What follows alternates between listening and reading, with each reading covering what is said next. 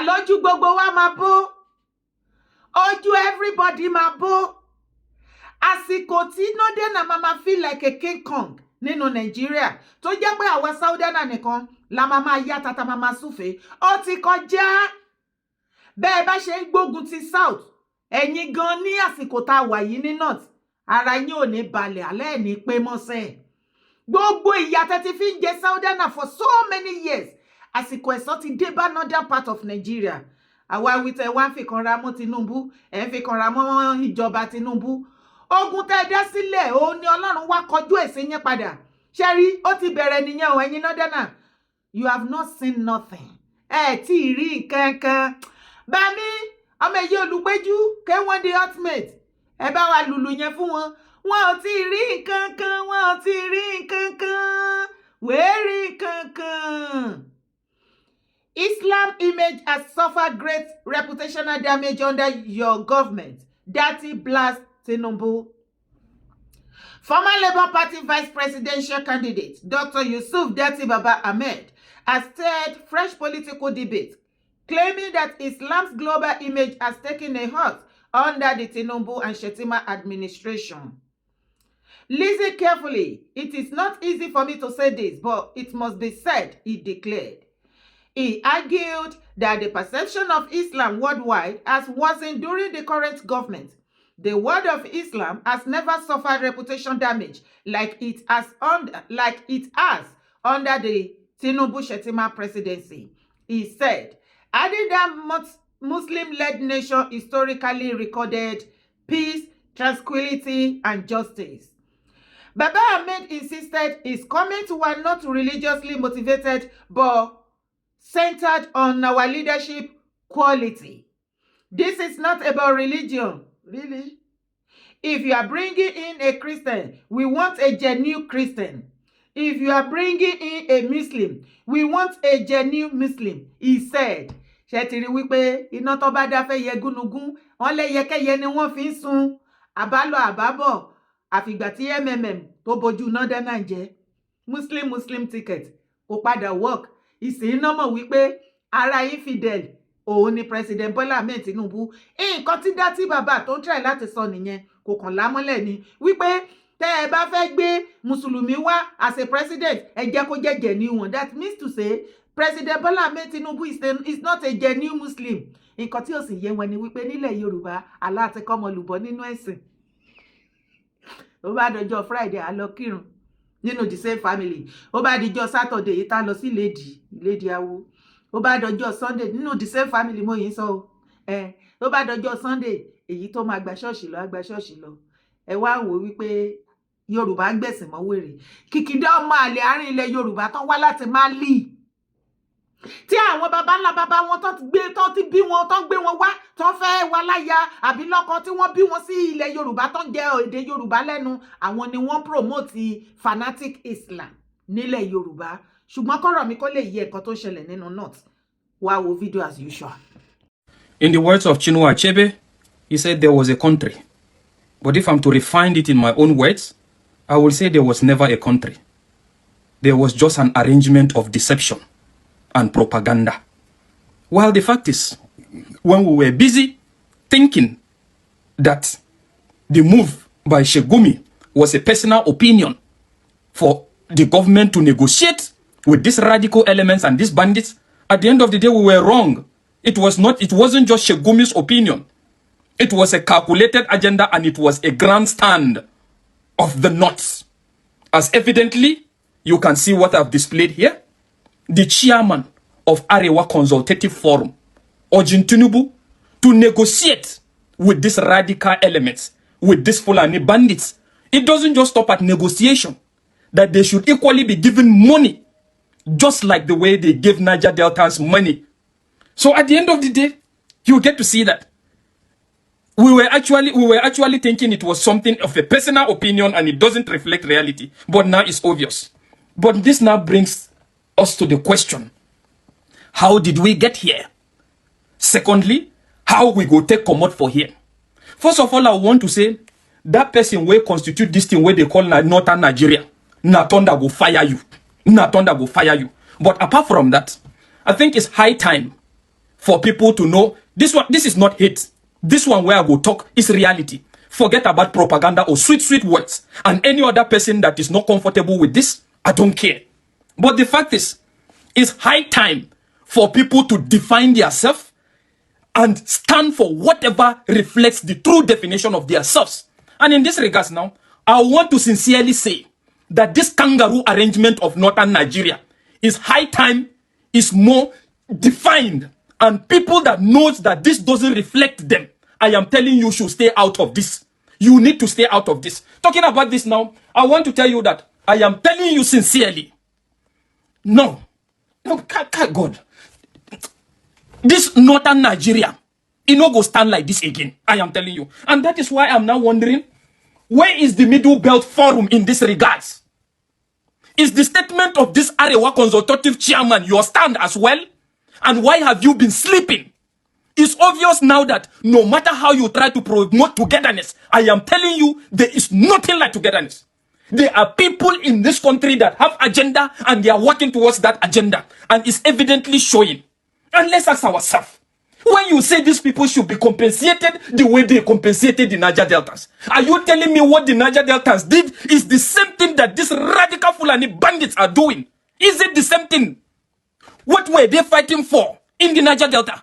They were fighting for degradation of their land and marginalization, and the fact that despite that this part of the region contributes the #1%, the highest percentage in regards to revenue, they feel that they should be more considered. But now let's ask ourselves this question. What are these radical Fulani bandits fighting for? All of a sudden you wake up and you decide to start fighting each other, and you are now bringing flimsy excuses of the fact that the government have not sent you to school. There is poverty or whatever. Tell me that one entity that is the government that sent them to school. And tell me if there are no schools in the north and why did they refuse to attend that? And when you are talking about poverty now, tell me what the northern politicians have done in that regard. And lastly, tell me what does the north brings to the table of the national economy? What do they bring? What are they bringing?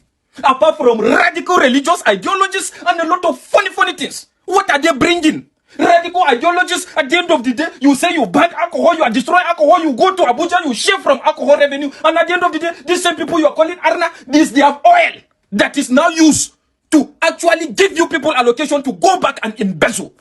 Ṣé ti rí bó ṣe ń lọ? Mo ti sọ fún wa wípé tá bá rárá fi balẹ̀ ọ̀pọ̀lọpọ̀ àṣírí ó máa tú kó tó di pé wọ́n ṣe election ní 2027 ní February. Lára ẹ̀ náà ló ti ń gbọ́ ẹ̀, kí ni nǹkan tí northern leaders and elders tí wọ́n ti bring to the table Nigeria as a positive something tí Nigeria citizen tá máa wà benefited from it? Nothing yàtọ̀ fún ikú. Wọ́n jẹ́ kí anything positive kó sọ̀kalẹ̀ sí inú Nigeria because of that Sharia law tí wọ́n fi ń govern Nigeria. Kò sí ibi, kò sí lọ wo orílẹ̀-èdè tó ti practice Sharia. Àwọn aráàlú wọn ń jìyà ni. Ìyà lórí ìyà bí ìgbà tí wọ́n wà nínú ìgbèkùn. As a matter of fact, we can call them modern slavery. Fún àǹfààní ara wọn ni, kì í ṣe fún Sharia ò wà fún development. Jẹ́ kí ọ̀rọ̀ mi yé tó bá jẹ́ Mùsùlùmí. Sharia law kò ń ṣe fún àti develop àti tún nǹkan ṣe àti mú progress bá nǹkan láyéláyé. Àti enslave àwọn èèyàn láti gba ayé àwọn èèyàn lọ́wọ́ wọn, láti sọ wọ́n sínú ìgbèkùn. Ibi tí wọ́n bá ní kán lọ kán máa darí wọn bí wọ́n ṣe ń darí màálù. Àwọn Arewa nìkan ló dé ṣe kinní yẹn nínú Nigeria, and they are still the same they refer to as Sokoto Kaba, the Sokoto Caliphate, headed by the Sultan of Sokoto tí ẹ pè ní President Islamic Nigeria. And also tó fẹ́ sọ̀rọ̀ ẹ̀ di Prime Minister Nigeria tó ṣe ní underground. You see that Sharia law, òun ni wọ́n kó sí inú constitution Nigeria.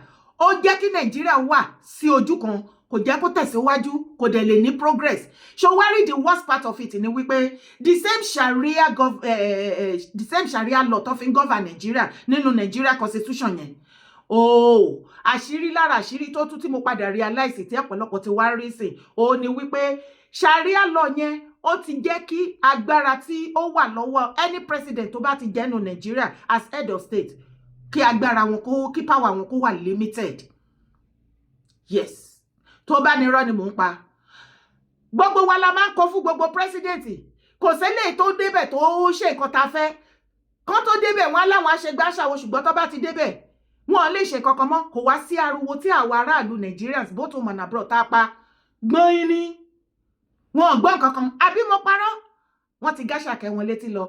Ìdí ni wípé Sharia law tó wà nínú 1999 constitution ó fún àwọn president wa, even despite the fact wípé wọ́n pè wọ́n ní president tó yẹ kó ní àṣẹ láti lè pa, láti lè kún, láti lè jí, láti lè ṣoríṣiríṣi. Ó fún wọn ní limited power, kò fún wọn, kò yọ̀ǹda ọ̀pọ̀lọpọ̀ agbára fún wọn tí wọ́n fi lè ṣe bó ṣe wù wọ́n. Àwọn nǹkan kan tẹ́ bá rí wọn tí wọ́n bá ṣe tó máa hard mọ́ Nàìjíríà positively pẹ̀lú agídí, bribe àti oríṣiríṣi, wọ́n dẹ̀ tó máa jìyà ẹ̀. Torí àwọn Arewa tó gbé Sharia law sí inú constitution wa, wọ́n gbé síbẹ̀ wípé torí kí Nàìjíríà lè develop, àbí kí Nàìjíríà ṣẹ̀ṣẹ̀ kí wọ́n lè jẹ́ èèyàn, àbí kí wọ́n lè benefited fún gbogbo nǹkan àlùmọ́nì tí Ọlọ́run gbé sínú Nàìjíríà. Rather, Sharia law ó prefer, ó fún àwọn foreigners ìgbádùn, oore ọ̀fẹ́ àti nǹkan oríire tó yẹ kí Nàìjíríà ṣẹ̀ṣẹ̀ kí wọ́n máa benefit nínú Nàìjíríà. Ó fún àwọn foreigners ní oore ọ̀fẹ́ yẹn láti wá jẹ́ káwọn náà kọ́ máa jèrè ẹ̀. Ṣé o rí wípé àwọn foreigners ló ń jèrè Nàìjíríà ni? Àwọn náà ń jèrè Nàìjíríà. Kí ni èrè tí ìwà tèmi ti jẹ́ ń bẹ̀? Gbogbo wọn pariwo pé Nàìjíríà is so richly, very rich in mineral, solid mineral resources and everything. Èrè wo ni ìwà tèmi ti bá wọn jẹ́ ń bẹ̀? Nothing. Kàkà bẹ́ẹ̀ àwọn foreigners ni wọ́n wá tán wá ń kó èrè ẹ̀ tán kó lọ, tán dẹ̀ ń pín owó ẹ̀ láàrin ara wọn. Tó jẹ́ sí wípé gbogbo head of state tó ń jẹ pátápátá kò sí anybody wọn tí bàbá Tinubu bá kúrò ńbẹ̀ tí wọ́n Nàìjíríà bá ṣì wà. Another one kó jẹ́ angel ká ẹ lọ gbé wá láti ọ̀run. Tó bá yìí jẹ́ pé nu wọn Nàìjíríà pẹ̀lú this Sharia constitutional kìíní tán fi ń govern wa. Bí ó ṣe rí náà ló ṣe máa rí, ó dẹ̀ máa worst sí ni.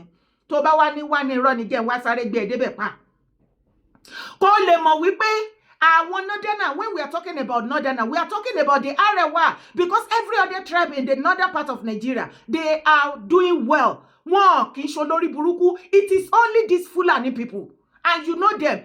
To know Fulani is to know ikú. Kò mọ nǹkan tí ò dá láyé, kó jẹ́ pé gbogbo nǹkan wide ìbàjẹ́ inú ayé, kó máa bá màlúù sùn, kó máa ṣoríṣiríṣi, kó lè bọ́mọ kékeré sùn, kó ṣoríṣiríṣi, ọ̀dọ̀ wọn ló ti wá. It's a very normal thing to them.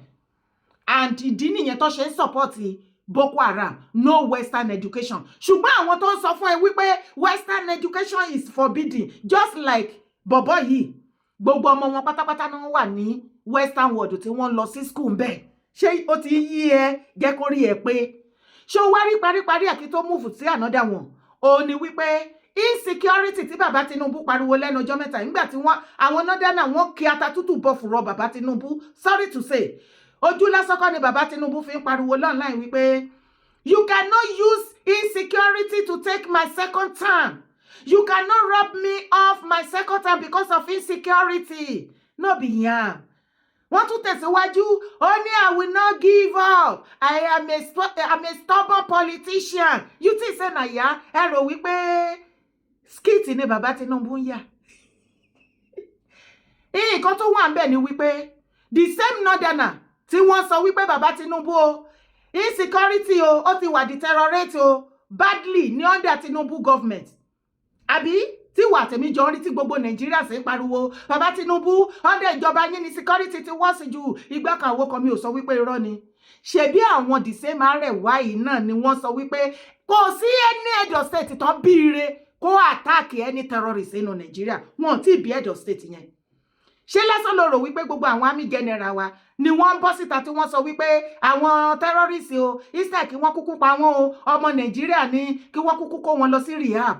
That is the situation in Nigeria. Iṣẹ́ ọwọ́ àwọn Arewa òun ló wò yẹn.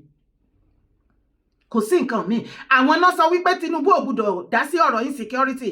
Tó bá gbìyànjú ẹ̀ àjẹyàn ẹ̀ níṣu.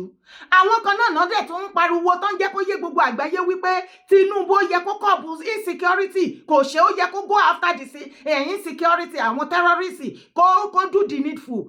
Kò ṣe Kilode tó ń pẹ̀tì àwọn terrorists. Àwọn kan náà dẹ̀ du okùn mú mọ́ Tinubu lọ́wọ́ wípé kò gbọdọ̀ prosecute wọn. Ṣé ti rí the same thing tó ṣẹlẹ̀ nínú Nàìjíríà? Mo rò wípé àsìkò yìí ó ló yẹ kó rí àwọn leaders and elders wá pé nílẹ̀ Yorùbá especially the whole South, ká come together, ká grab the opportunity lọ́wọ́lọ́wọ́ ẹ̀. Bí Tinubu ṣe ń bá wọn pò ní another part of Nigeria, kò tí ì sí head of state kankan tó look into àwọn Fúlàní lójú, tó kán wings wọn. Àbó rí bí Malami ṣe ṣàlàyé, ó rí iye ìgbà tí Sultan of Sokoto ti lọ bá bàbá Tinubu ní Aso Villa nítorí El-Rufai, gbogbo wọn bẹ́ẹ̀ bẹ́ẹ̀. Àtòyè yín, ibẹ̀ ni kọ́kọ́ la tún yín lọ tún tẹ̀lé mi wá wo fídíò ìsẹ́yìn. You see, the Yorubas must act very quick. They must take prompt action to evict the likes of these people from their community. If not, they will burn your community. This is how Boko Haram was developed. This is what they taught Boko Haram. Boko Haram means Western education is forbidden, it's haram. You can see them perpetrating evil all over the places. The likes of these guys will never criticize it because that is their product. The likes of Ahmad Gumi will never say anything about Boko Haram, ISIS, or whatever it is because it is their product. They take advantage of these children to be radicalized, whereas their own children are schooling abroad. Their own children are in abroad, in US, in UK, schooling. Foolish hypocrites.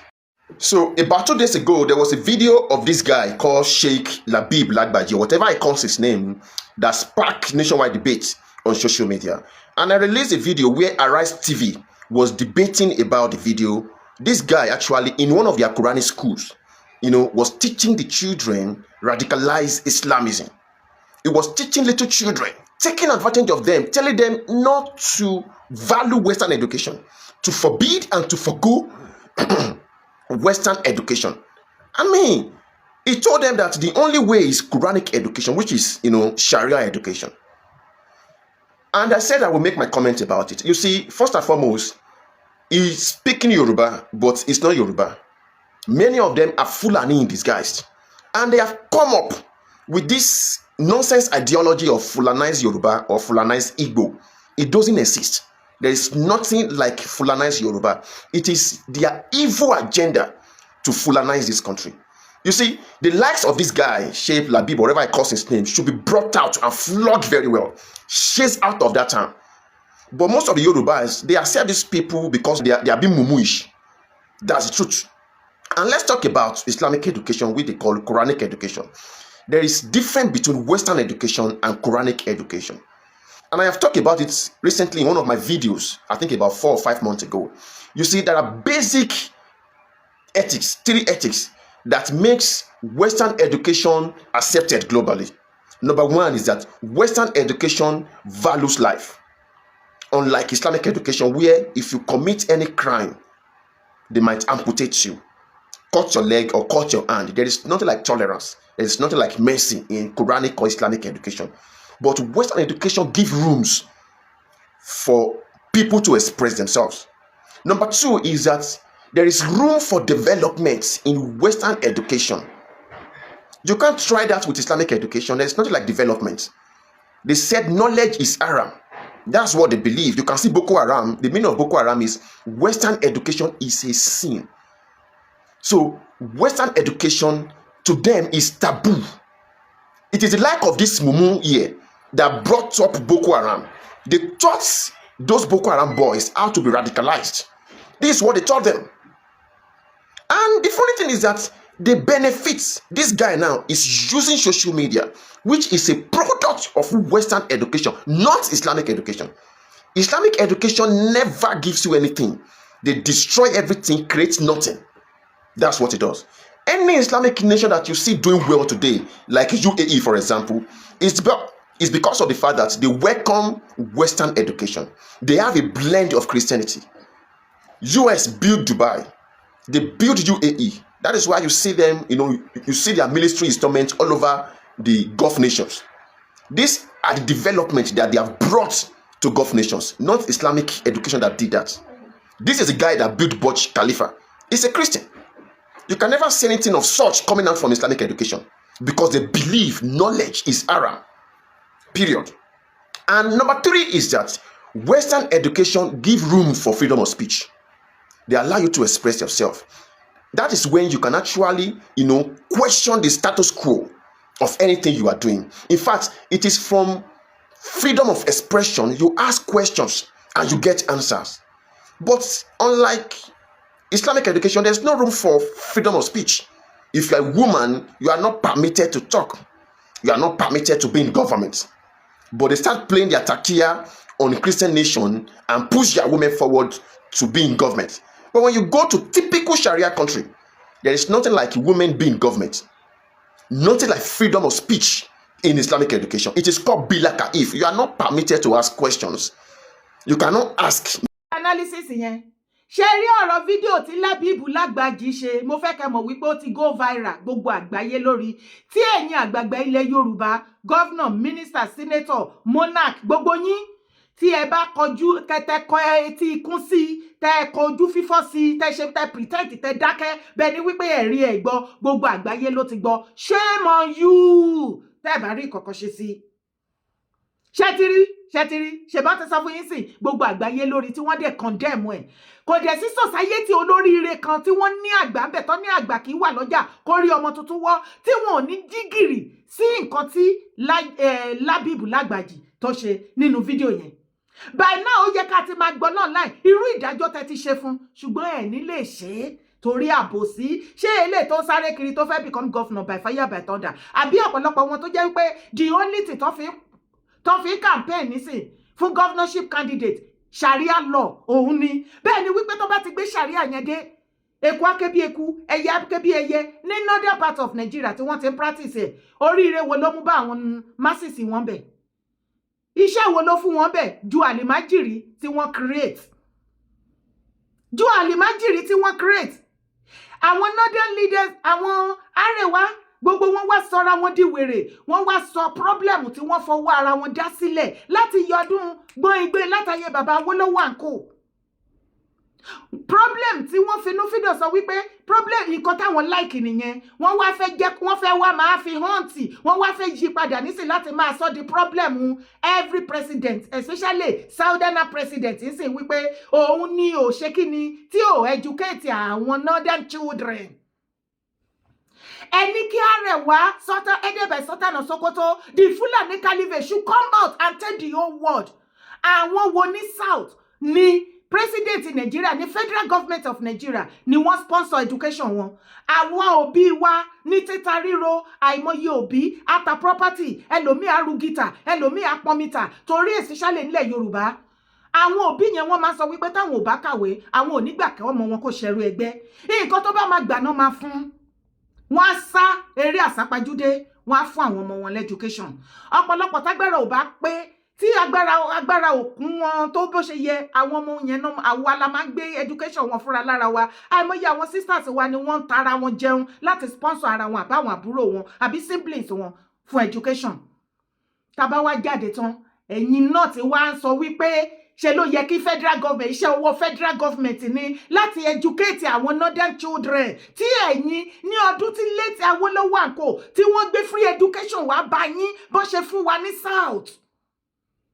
Ìpè situation tá bára wá sìn pé kó má bàa bá wa àwọn bàbá yẹn dẹ̀ ti mọ̀ wípé education táwọn northern àǹkó tí wọ́n gbà yìí ó ń bọ̀ wá pa wá lómi. Wọ́n ní tára lé ẹni bá ń jẹ kòkòrò tí ò dáa tí àbá tètè pàkíyèsí ẹ̀ sí uru hẹ́rẹ́ ò ní jẹ́ ká sùn ṣó jẹ́ ká sùn báyìí. Àwọn education tí wọ́n reject ńgbà náà tán torí ẹ̀ fi kanra mọ́ bàbá Awólọ́wọ̀ tán ti mẹ́wọ̀n tán ṣoríṣiríṣi, tí àwọn Akíntọ́lá lẹ́tà Akíntọ́lá tó gbàbọ̀dẹ̀ pẹ̀lú àwọn northern. Ṣé uruhere ò padà wá máa pa ìwọ àtèmi lóǹgbẹ lónìí? Ṣé northern náà tún padà bọ́ síta wá máa blame Nigeria as a whole and Nigeria government wípé àwọn ni wọ́n fún wọn education? Ìgbà tó gbé wá síbẹ̀ wọ́n reject ẹ̀, wọ́n jẹ́ kó yé wọn wípé ṣó fẹ́ wá brainwash àwọn ọmọ wọn ni. Ṣé wọ́n fẹ́ káwọn ọmọ wọn kọ́kọ́ wọn níkọ̀ọ́kùkọ́? Ṣùgbọ́n gbogbo àwọn tí wọ́n sọ Boko Haram pátápátá, èwo nínú wọn ni àwọn ọmọ wọn ò sí labroad tó lọ kọ́ education. Wọ́n jẹ́ kí wọ́n kọ́ western education yẹn ní inú Nàìjíríà. Wọ́n gbé àwọn ọmọ wọn, wọ́n gbé lọ sí inú western world gangan láti lọ gba ẹ̀kọ́ tó yè kooro. Wọ́n wá ní kọ́mọ tiẹ̀ kó máa kọ kéwú nìkan, kọ́mọ tiẹ̀ kó máa ka Kùránù nìkan. Ọjọ́ kan ni mo bá rí fídíò kan online ní bọ̀bọ́ yẹn bá ń sọ wípé òun lọ́ọ̀yà sharia, òun lọ study sharia law ní school. Ẹ bá mi béèrè lọ́wọ́ wọn níbi tí wọ́n ti brainwash wọn ní ilé KLODE ní inú society Nigeria. Ibo ló ti fẹ́ fi practice as a sharia lawyer? I don't understand.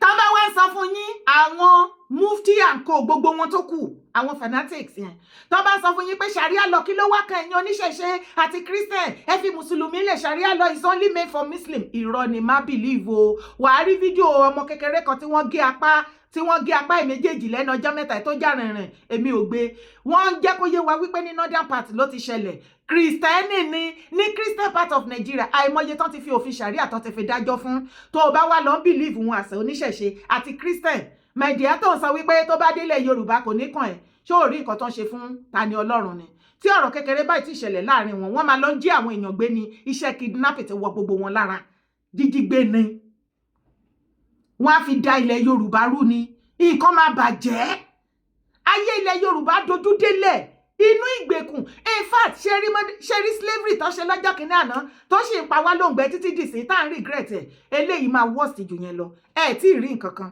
ẹ ṣẹ̀ṣẹ̀ fẹ́ rí ìyà ẹ̀sìn tó bá ti ń gba yí ẹ lọ́wọ́ ẹ tó ń gba àlàáfíà ẹ tó ń gba ọjọ́ ọ̀la ẹ lọ́wọ́ ọmọ ẹ tí ò jẹ́ kí ọmọ ẹ ṣe rere tó ń dẹ̀ ń fi titi wọn tó ń koná mọ́ titi wọn jẹ́ kí orí ẹ pé ènìyàn ni ẹ bí àwọn náà ṣe jẹ́ ènìyàn ṣé wọ́n bí ẹ wá sílé ayé kó wá ṣe ẹrú ni tí ìwọ bá gbà láti jẹ́ ẹrú kó wáyé òfò kó fi ìwásáyé ẹ kó fi ṣòfò nítorí kò ń ṣe ẹ̀sìn ṣé ó yẹ kó tún bí àwọn ọmọ innocent children kó tún kàn wọ sínú ìgbèkùn tí ìwọ náà wà wàá jẹ̀bi láyé gẹ́gẹ́ bí òbí wàá jẹ̀bi lọ́run bíbélì sọ wípé ìwọ tó bá ti kùnà iṣẹ́ tó yẹ kó ṣe lórí àwọn ọmọ ẹ̀ ó ní ká so òkúta mọ́ yín lọ́rùn ká sọ yín sínú òkun ká fi yín ṣọmọ ẹja lóore ibẹ̀ nìkan kọ́ la tó yìn lọ tó tẹ̀lé mi. Nigerians, Hausa, Igbo, Yoruba, this is the high time for everybody to team up to pursue foreigners, Fulanis, away from Nigeria. If not, Jagaban cannot do it. He's afraid of them. Army chiefs, afraid of them. Nigerian, this is not the time for tribalism. If not, Fulanis will wipe you out and occupy Nigeria. Ọlọ́run ṣó understand nǹkan tí brother wa yìí sọ ó ní tó bá jẹ́ wípé a mọ nǹkan tó ń ṣẹlẹ̀ ní this is the best opportunity and the right time for the Southerner, the Hausas and the Yorubas to come together, join together and chase the Fulanis away from Nigeria. They are the only problem tí Nigeria ní. Fulanis, Arewas are the only problem facing Nigeria. We don't have problem with one another at all. Prove me wrong in the comment section if I'm lying. Prove me wrong in the comment section if I'm lying. Tell me, is there any other tribe in Nigeria that is giving one another tribe any problem except the Fulanis, the Arewas? And you know one thing? Sorry, àsìkò ìbò báyìí, election báyìí, especially presidential election, ìgbà yẹn ni wọ́n máa ń mọ̀ wípé gbogbo northern part of Nigeria, gbogbo every other tribe nínú Nigeria, ìgbà yẹn ni Fulani máa recognize wọn as part of Arewa. Wàá ti gbọ́ ọ̀rọ̀ yẹn lẹ́nu àwọn ọmọ middle belt àti every other tribe wọ́n ti ń speak out tó ń sìn pé àwọn kì í ṣe Arewa kọ́ má kàjọ wọn during the presidential election torí wọ́n need the population wọn. Tó bá ti di ìgbà presidential election àwọn Arewa Edebe Sultan of Sokoto and co ìgbà yẹn náà máa mọ̀ pé middle belt and every other tribe tó wà nínú northern part of Nigeria ìgbà yẹn náà máa ń recognize wọn àti àwọn ọmọ kéékèèké àwọn youth wọn ìgbà yẹn náà máa ń mọ̀ wọ́n ìgbà yẹn náà máa ń recognize all of a sudden they will remember them.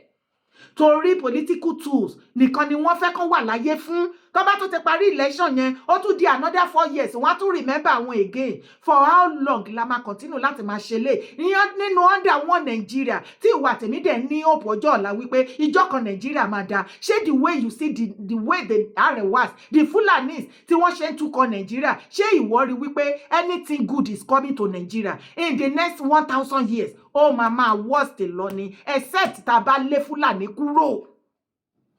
Remember, Fulani has never been part of Nigeria.